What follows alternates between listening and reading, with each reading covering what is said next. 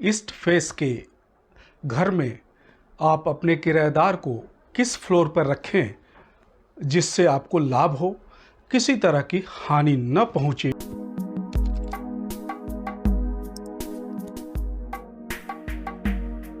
नमस्कार दर्शकों, स्वागत है आपका एस्ट्रो वास्तु विजन के चैनल पर।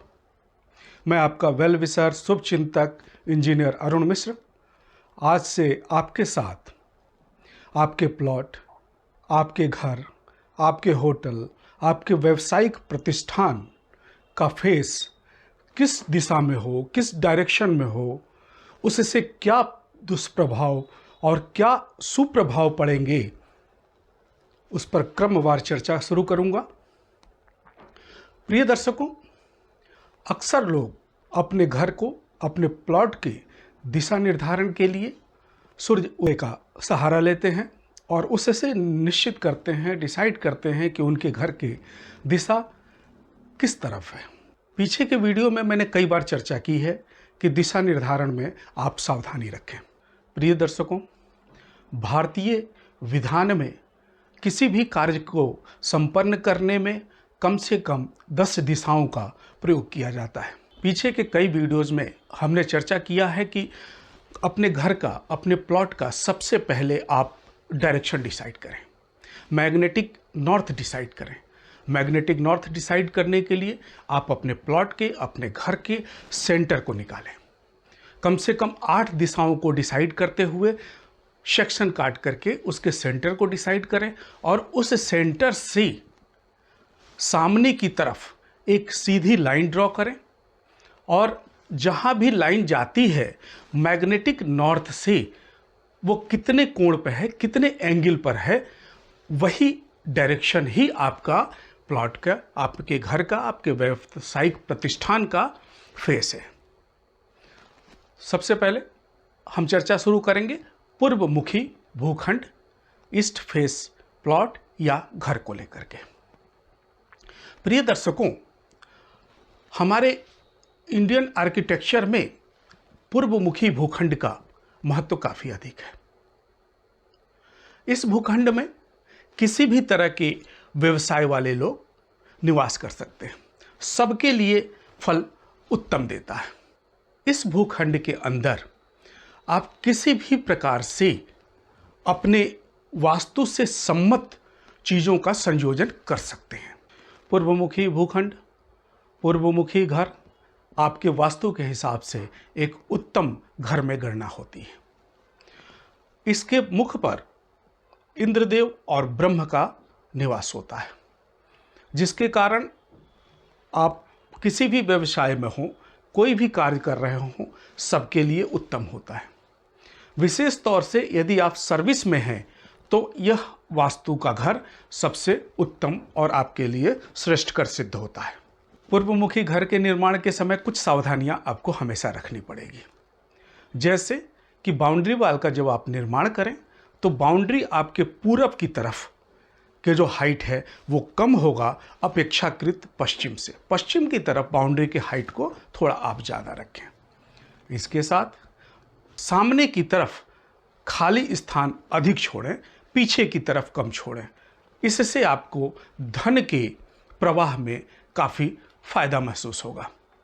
देखेंगे कि आपको संतान सुख, धन सुख और मनी के लिक्विडिटी में हमेशा प्रवाह बना रहेगा। यदि आपने स्लोप को उल्टा कर दिया तो आपको यह गरीबी की तरफ ले जाएगा और आपको अल्प बुद्धि बनाता जाएगा। इसमें पूर्व की तरफ ब्रह्म का वास होने के कारण आप क्रिएटिविटी का कार्य बहुत ही उत्तम ढंग से कर पाएंगे। यदि कलाकार हैं, गीतकार हैं, इंजीनियर हैं तो उनके लिए यह वास्तु, यह पूर्वमुखी घर उत्तम सिद्ध होगा। एक बार एक सज्जन मेरे पास आए और उनका कहना था कि उनका घर जो है पूर्वमुखी है।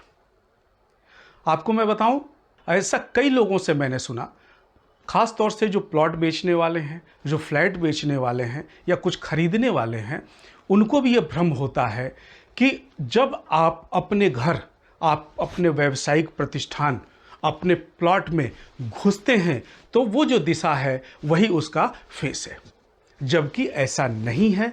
जब भी आप अपने घर से, आप अपने व्यावसायिक प्रतिष्ठान से बाहर की तरफ जो निकले, वो भी मध्य से, आप अपने घर के मध्य सेंटर से बाहर की तरफ जो निकलें, तो मैग्नेटिक नॉर्थ से जो एंगल बनेगा, जो दिशा बनेगी, वही उस घर का फेस कहलाएगा। इस वास्तु के अंदर आप जो है जल निकासी, ड्रेनेज सिस्टम जो बाहर निकलेगा, उसको हमेशा उत्तर की तरफ रखें। इससे आपको धन की प्राप्ति में अच्छे योग बनते हुए नजर आएंगे।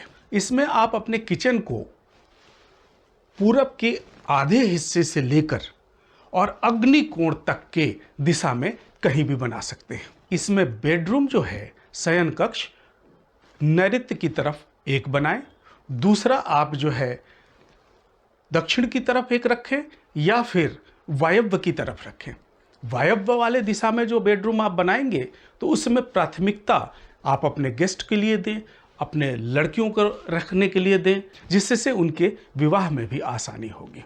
पूर्वमुखी भूखंड में, पूर्वमुखी घर में आप पेड़ पौधे जो है पूरब की तरफ लगाएं, लेकिन खास तौर से पेड़ जो है उनका हाइट आपके बाउंड्री वॉल से कभी भी ऊपर ना हो। आप हरियाली लगाएं, आप फूल पौधे लगाएं। जब भी आपको पेड़ लगाना हो तो आप पीछे की तरफ पश्चिम की दिशा में ऊंचे पेड़ लगा सकते हैं। इससे आप देखेंगे कि इसमें रहने वाले लोगों का रिजल्ट आपको अच्छा मिलेगा, स्वास्थ्य की दृष्टि से और धन की दृष्टि से। पूर्वमुखी भूखंड में यदि आपने सावधानी से वास्तु सम्मत ढंग से इसके मैप का निर्माण नहीं किया तो इसका कुप्रभाव भी पड़ता है। इसमें रहने वालों को आंखों की बीमारियां हो जाती हैं, उनको पैरालिसिस होने का खतरा बढ़ जाता है।